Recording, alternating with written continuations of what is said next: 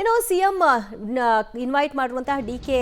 Shivakumar invite ಮಾಡಿರುವಂತಹ breakfast ವಿಚಾರವಾಗಿ ಶಾಸಕ ಪೊನ್ನಣ್ಣ ಅವರು ಕೂಡ ಪ್ರತಿಕ್ರಿಯೆಯನ್ನು ಕೊಟ್ಟಿದ್ದಾರೆ.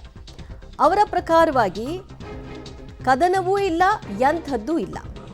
ಸಿಎಂ ಡಿಸಿಎಂ ಇಬ್ಬರು ಕೂಡ ರಾಜ್ಯದ ಹಿತಾಸಕ್ತಿಯನ್ನ ಕಾಪಾಡೋ ಸಲುವಾಗಿ ಕೆಲಸವನ್ನ ಮಾಡ್ತಾ ಇದ್ದಾರೆ. ಆಂತರಿಕ ಪ್ರಜಾಪ್ರಭುತ್ವದಲ್ಲಿ ನಂಬಿಕೆ ಇರುವಂತಹ ಪಕ್ಷ ನಮ್ಮದಾಗಿದೆ.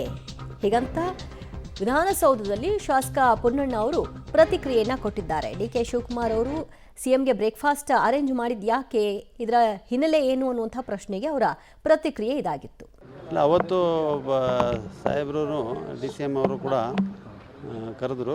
ಡೇಟ್ ಯಾವುದು ಅಂತ ನಿಗದಿ ಮಾಡಿರಲಿಲ್ಲ. ಬಹುಶಃ ಯಾವತ್ತು ಅಂತ ಇನ್ನೂ ನಿಗದಿಯಾಗಿ ಕರೀತಾರೆ ಅಂತ ಕಾಣುತ್ತೆ. ನಾನು ಅವತ್ತು ದೂರವಾಣಿ ಕರೆ ಬಂದಾಗ, ಈಗ ಮುಖ್ಯಮಂತ್ರಿಗಳು ಮೊಬೈಲ್ ಫೋನ್ ಇಲ್ಲ ಅವ್ರ ಹತ್ರ, ಯಾರಿಗಾರೊಬ್ಬರು ಬೇರೆಯವ್ರಿಗೆ ಕರೆ ಮಾಡಿನೇ ಅವ್ರು ಸಂಪರ್ಕ ಮಾಡಬೇಕು. ಆ ರೀತಿಯಾಗಿ ನಾನು ಜೊತೆಯಲ್ಲಿದ್ದೀನಿ ಅಂತ ಗೊತ್ತಾಗಿ ನನಗೆ ಕರೆ ಬಂತು. ನಾನು ಅವ್ರಿಗೆ ದೂರವಾಣಿಯನ್ನು ಕೊಟ್ಟೆ. ಈ ಥರ ಮಾಡೋದು ಸೂಕ್ತ ಅಂಥೇಳಿ ಮೇಲಿಂದ ಅವ್ರಿಗೆ ತಿಳಿಸಿದರು. ಅವರು ಆಮೇಲೆ ನಾವು ಚರ್ಚೆ ಮಾಡಿದ್ವಿ. ಆಮೇಲೆ ಅವ್ರಿಗೆ ಅಷ್ಟರಲ್ಲಿ ಡಿ.ಸಿ.ಎಂ ಸಾಹೇಬರಿಗೂ ಕೂಡ ಅದೇ ಥರದ ಸಂದೇಶ ಹೋಗಿತ್ತು. ಅದರಿಂದ ಅವರಿಬ್ಬರು they are the tallest leaders of our party. ಅವ್ರಿಗೇನು ಸೇತುವೆ ಆಗುವಂಥ ಏನು ಅರ್ಹತೆ ನನಗಿಲ್ಲ. ಅವರಿಬ್ಬರು ಮಾತಾಡಿದ್ದಾರೆ. ಪಕ್ಷ ಮತ್ತು ಸರ್ಕಾರದ ಮತ್ತು ರಾಜ್ಯದ ಹಿತಾಸಕ್ತಿಯನ್ನು ಕಾಪಾಡಲಿಕ್ಕೆ ಇಬ್ಬರು ಕೂಡ ಬದ್ಧರಾಗಿದ್ದಾರೆ ಅಂತ ಹೇಳೋದ್ರ ಬಗ್ಗೆ ಸಂಶಯ ಇಲ್ಲ. ಆ ರೀತಿಯಾದಂಥ ಸಂದೇಶವನ್ನು ಕೂಡ ಇವತ್ತು ಕೊಟ್ಟಿದ್ದಾರೆ. ತಂದೆಯವ್ರನ್ನ ಭೇಟಿ ಮಾಡೋಕ್ಕೆ ಹೋದ ಅಂದರೆ ಸಂದೇಶ ಅಂತ ಹೇಳಿದ್ರೆ ಏನು ಮಾಡೋಕ್ಕಾಗುತ್ತೆ.